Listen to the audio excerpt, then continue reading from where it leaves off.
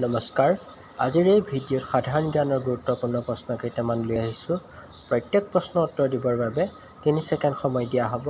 যদিহে আপোনালোকে এই প্ৰশ্নৰ উত্তৰ জানে তেন্তে কমেণ্টত নিশ্চয় জনাব।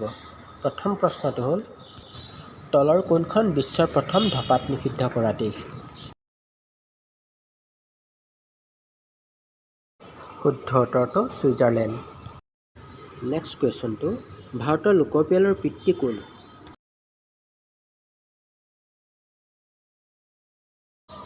The correct answer is Henry Walter.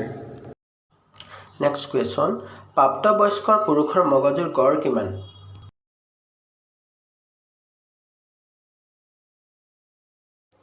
শুদ্ধ উত্তৰ ১৩৭০ গ্ৰাম।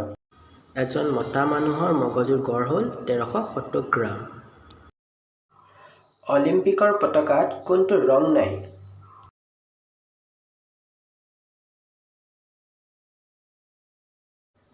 ইয়াৰ উত্তৰটো হ'ব বেঙুনীয়া।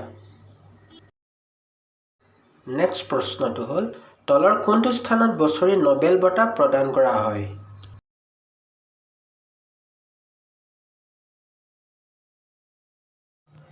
শুদ্ধ উত্তৰটো হ'ব ষ্টকহোম। ষ্টকহোমত বছৰি নোবেল বঁটা প্ৰদান কৰা হয়। খাদ্য আৰু কৃষি সংস্থাৰ মুখ্য কাৰ্যালয় ক'ত অৱস্থিত? এই প্ৰশ্নটোৰ উত্তৰ আপোনালোকলৈ এৰি থৈ গ'লোঁ, কমেণ্ট বক্সত নিশ্চয় জনাব। ইয়াৰ পিছৰ প্ৰশ্নটো হ'ল, নালন্দা বিশ্ববিদ্যালয় কোনে প্ৰতিষ্ঠা কৰিছিল?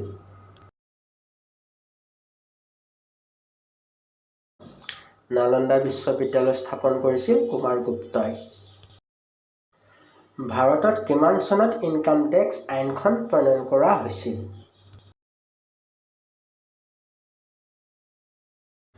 ইনকাম টেক্স আইনখন ১৯৬২ চনৰ ১ এপ্ৰিল তাৰিখে প্ৰণয়ন কৰা হৈছিল।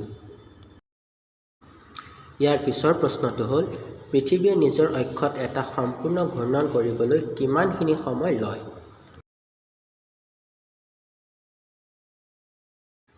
The correct answer is B. আজিৰ শেষৰ প্ৰশ্নটো হ'ল, অসমৰ কোন ঠাইত চূণশিল পোৱা যায়?